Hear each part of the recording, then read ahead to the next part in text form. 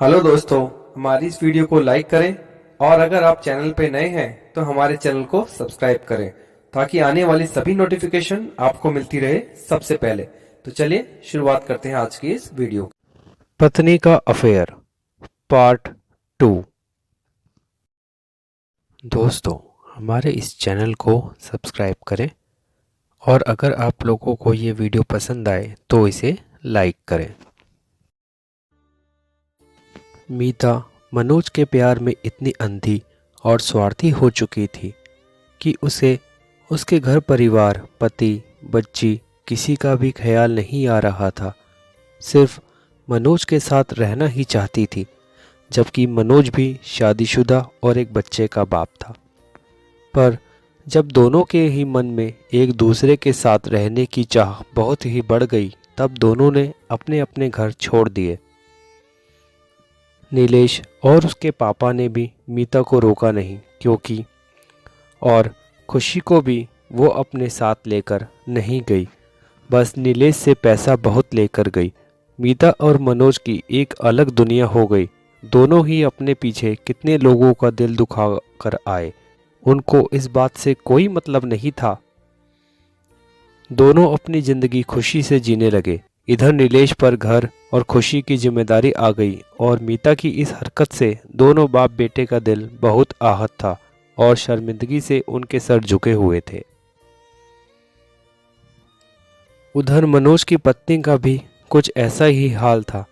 उसे भी मीता पर बहुत ही गुस्सा आ रहा था, क्योंकि ऐसी औरतों को ये कभी एहसास होता ही नहीं कि उनकी वजह से ना जाने कितनी ही गृहस्थियां बर्बाद होती हैं और ना जाने कितने ही दिल टूट जाते हैं।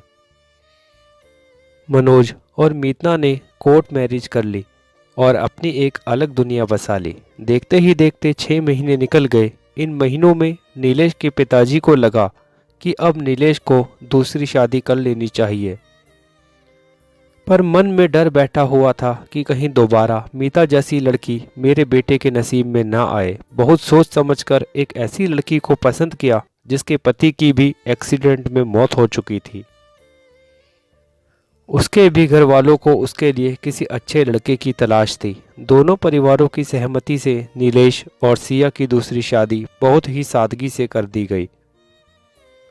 सिया नीलेश के घर आ गई और बहुत ही समझदारी से उसने घर गृहस्थी संभाली और खुशी को भी बहुत प्यार से रखने लगी।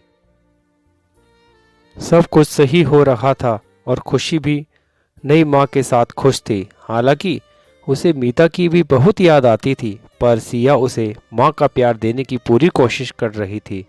धीरे धीरे मीता के सर से भी प्यार का बोझ उतर रहा था, क्योंकि मनोज अब अपने पुराने घर भी जाने लगा था।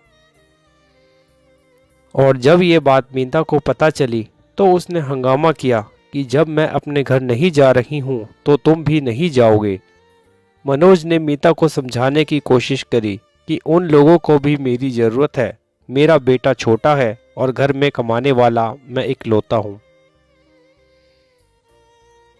तब मीता ने कहा कि मेरी बेटी भी तो छोटी ही थी, पर तुम्हारे लिए मैंने सब कुछ छोड़ दिया, इसीलिए तुम अब कहीं नहीं जाओगे। मनोज को धीरे धीरे मीता से चिढ़ होने लगी थी। वो ये तक नहीं समझ रही थी कि घर में कमाने वाला वो अकेला है और उसकी पत्नी और बच्चे उसी पर निर्भर हैं।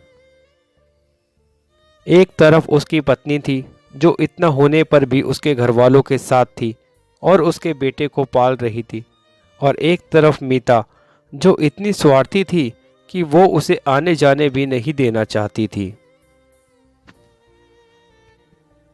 ऐसे रिश्तों का यही अंजाम होता है कि प्यार का भूत बहुत जल्दी उतरने लगता है। फिर जब एक दूसरे की कमियों पर ध्यान आता है तब एक दूसरे से शिकायत होने लगती है, और उन दोनों के साथ भी यही हुआ। वक्त के साथ झगड़े बढ़ते गए। मनोज तो फिर अपनी पत्नी और बेटे से मिलता रहा, पर मीता तो चाहकर भी वापस नहीं जा सकती थी। नीलेश की दूसरी शादी का भी उसे पता चल गया था। कई बार उसे खुशी की भी याद आती थी, पर अब कुछ नहीं कर सकती थी वो। 1 साल के अंदर ही मीता को ये बहुत अच्छे से यकीन हो गया था कि उसके जीवन की ये सबसे बड़ी गलती थी। नीलेश और खुशी को छोड़कर यहाँ मनोज के साथ आना, मीता के माँ बाप ने भी उससे हर तरह का रिश्ता तोड़ दिया था। इसीलिए अब मनोज के साथ ही रहना उसकी मजबूरी बन गया था। ये जानते हुए भी कि मनोज अपनी पत्नी से मिलता है, मीता कुछ भी नहीं कर सकती थी।